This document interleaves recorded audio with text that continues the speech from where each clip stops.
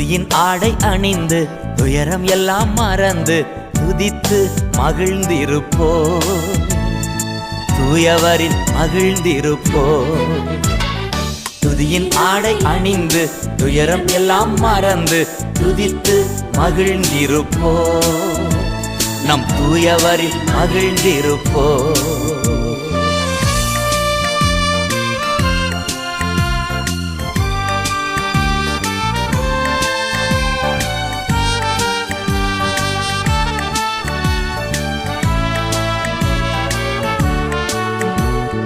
இந்த நாள் கர்த்தர் தந்த நாள், இதிலே களி கூறுவோம்.